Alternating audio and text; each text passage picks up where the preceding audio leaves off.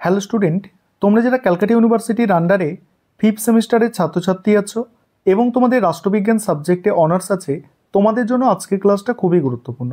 আজকের ক্লাসে তোমাদের ডিএসসিসি 9 পেপার অর্থাৎ ইন্ডিয়ান পলিটিক্যাল থট 2 এই পেপার থেকে গুরুত্বপূর্ণ দুটি বড় প্রশ্নের উত্তর নিয়ে আলোচনা করব। প্রথম প্রশ্ন, জাতি সম্পর্কে সাভারকারের ভাবনাটি আলোচনা করো। অ্যান্সারটা কিভাবে লিখবে দেখে নাও। প্রথমেই ভূমিকা। ভারতীয় রাষ্ট্রচিন্তার ইতিহাসে বিনায়ক দামোদর সাভারকর এক স্বতন্ত্র এবং প্রভাবশালী ধারার প্রবর্তক। তিনি ছিলেন তথাকথিত পাশ্চাত্য ভূখণ্ডভিত্তিক জাতীয়তাবাদের কট্টর সমালোচক এবং সাংস্কৃতিক জাতীয়তাবাদের প্রধান রূপকার।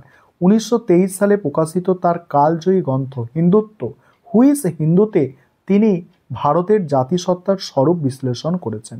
সাভারকরের মতে ভারত কেবল একটি ভৌগোলিক ভূখণ্ড বা প্রশাসনিক একক নয়, বরং এটি একটি জীবন্ত সাংস্কৃতিক সত্তা। তিনি মনে করতেন ভারতের জাতীয়তা বা জাতি গঠনের মূল ভিত্তি হলো হিন্দুত্ব, যা কোনো বিশেষ ধর্মীয় উপাসনা নয়, বরং এক সামগ্রিক জীবনচারণ এবং সাংস্কৃতিক উত্তরাধিকার। তারপরে কি বলা হচ্ছে দেখো, জাতি গঠনের দার্শনিক ভিত্তি ও উপাদান। এটা ভালো করে বুঝবে, জাতি গঠনের দার্শনিক ভিত্তি ও উপাদান। সাভারকর জাতি বা নেশন গঠনের ক্ষেত্রে নিছক রাজনৈতিক চুক্তি বা ভৌগোলিক সীমানাকে যথেষ্ট মনে করেননি। তার মতে একটি জাতি গড়ে ওঠে দীর্ঘদিনের ঐতিহাসিক বিবর্তন এবং সাংস্কৃতিক ঐক্যের মাধ্যমে। তিনি জাতি গঠনের জন্য 3টি অপরিহার্য উপাদানের কথা বলেছিলেন। ভৌগোলিক ঐক্য মানে রাষ্ট্র, জাতিগত বা রক্তের সম্পর্ক, সাংস্কৃতিক ঐতিহ্য, এই 3টির কথা বলেছেন। সাভারকরের মতে হিমালয় থেকে মহাসাগর পর্যন্ত বিস্তৃত এই ভারতভূমি একটি অখণ্ড পবিত্র সত্তা। যারা এই নির্দিষ্ট ভূখণ্ডে বসবাস করে এবং যাদের ধমনীতে বৈদিক ঋষিদের রক্ত প্রবাহিত হয়, তারা প্রত্যেকেই এই জাতির অংশ। অর্থাৎ রক্তের সম্পর্ক এবং সাধারণ পূর্বপুরুষের উত্তরাধিকার জাতিকে একটি জৈবিক ঐক্যে আবদ্ধ করে। এর সঙ্গে যুক্ত হয় সাধারণ সংস্কৃতি অর্থাৎ ভাষা, সাহিত্য, উৎসব, আইন এবং জীবনবোধের একাত্মতা, যা একটি জাতিকে প্রাণবন্ত করে তোলে।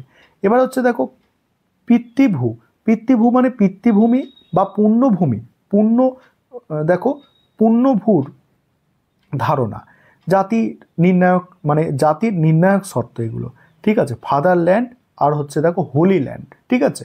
সাভারকর জাতি তত্ত্বে নাগরিকত্ব বা জাতীয়তাবাদের সবচেয়ে গুরুত্বপূর্ণ ও বিতর্কিত দিকটি হলো ফাদারল্যান্ড অর্থাৎ পিতৃভূমি এবং হোলিল্যান্ড অর্থাৎ পুণ্যভূমির ধারণা। তিনি স্পষ্ট ভাষায় বলেছেন যে একজন ব্যক্তি তখনই এই হিন্দু জাতির অবিচ্ছেদ্য অংশ হতে পারেন যখন তিনি এই দেশকে একসঙ্গে নিজের জন্মভূমি এবং তীর্থভূমি হিসাবে গণ্য করবেন। এই যুক্তির ভিত্তিতে সাভারকর শিখ, জৈন এবং বৌদ্ধ ধর্মাবলম্বীর জাতিদের হিন্দু জাতিদের অন্তর্ভুক্ত করেছেন, কারণ তাদের ধর্মের উদ্ভব এবং পবিত্র তীর্থগুলি ভারতের ভৌগোলিক সীমানার মধ্যেই অবস্থিত। তাদের ধর্মীয় ও সাংস্কৃতিক অনুগত্য এই মাটির প্রতি নিবেদিত। এবার পরের পয়েন্ট কি হচ্ছে দেখো, বর্জন ও অন্তর্ভুক্তির সমীকরণ। সাভারকর এই জাতিতত্ত্বে অন্য ধর্মাবলম্বী, বিশেষ করে মুসলমান ও খ্রিস্টানদের অবস্থান নিয়ে একটি স্পষ্ট বিভাজন রেখা টানা হয়েছে। সাভারকরের যুক্তি অনুযায়ী ভারতের মুসলমান এবং খ্রিস্টান সম্প্রদায়ের মানুষ ভারতকে তাদের পিতৃভূ বা জন্মভূমি হিসাবে স্বীকার করলেও এই দেশ তাদের পুণ্যভূমি নয়। ভারতের ধর্মীয় পবিত্র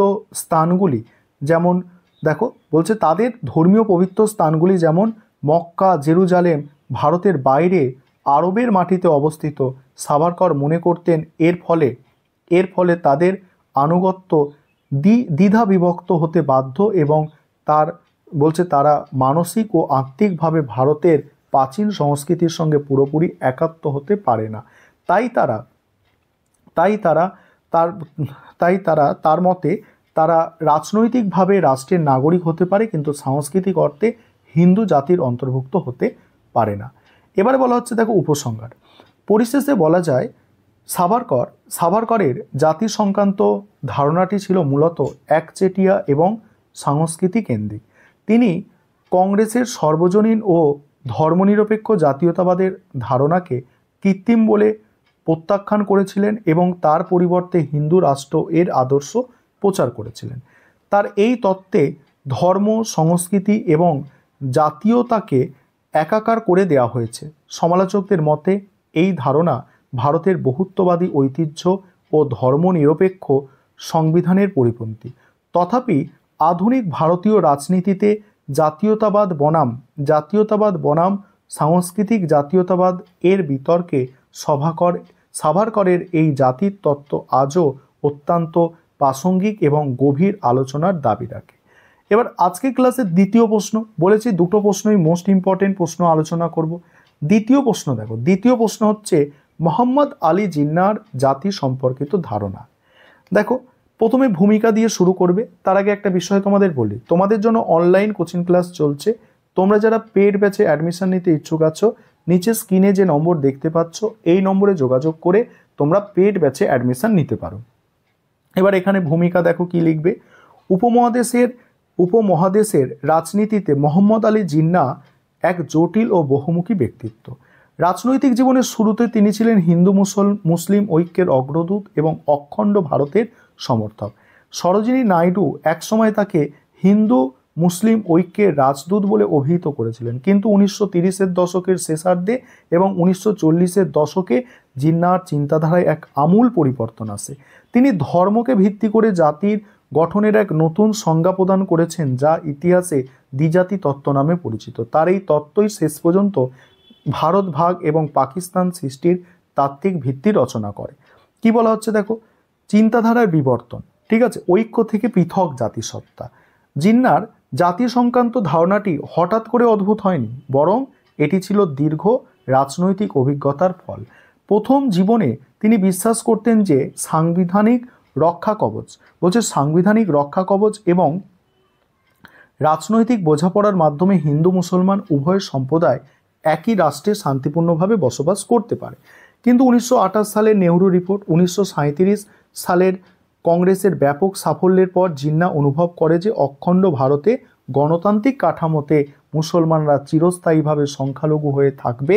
আর এই ভীতি থেকে তিনি দাবি করেন যে মুসলমানরা কোনো ধর্মীয় সংখ্যালঘু সম্প্রদায় নয়, বরং তাদের আন্তর্জাতিক সংজ্ঞায় একটি পৃথক জাতি। এবার দেখো দ্বিজাতি তত্ত্বের তাত্ত্বিক ভিত্তি। জিন্নাহর জাতি সম্পর্কিত ধারণায় সবচেয়ে স্পষ্ট ও গুরুত্বপূর্ণ রূপ প্রকাশ পায় 1940 সালে মুসলিম লীগের লাহোর অধিবেশনে।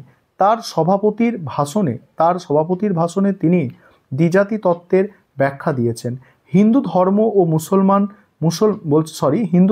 ও ইসলাম কেবল দুটি ভিন্ন ধর্ম নয়, বরং দুটি সম্পূর্ণ ভিন্ন ও পৃথক সমাজ ব্যবস্থা। তিনি যুক্তি দেন এই দুই সম্প্রদায়ের দর্শন, সামাজিক প্রথা, সাহিত্য, জীবনবোধ সম্পূর্ণ আলাদা। জিন্নাহর ভাষায় তারা একে অপরের সঙ্গে বিবাহের বন্ধনে আবদ্ধ হয় না, এমনকি তারা একসঙ্গে আহারও করে না। তিনি আরও বলেন হিন্দু ও মুসলমানদের ইতিহাসের উৎস ভিন্ন, তাদের মহাকাব্য, তাদের নায়ক এবং তাদের বিজয়ের কাহিনী আলাদা। প্রায়শ্চই একজনের নায়ক অন্যজনের কাছে সত্য হিসাবে গণ্য হয়।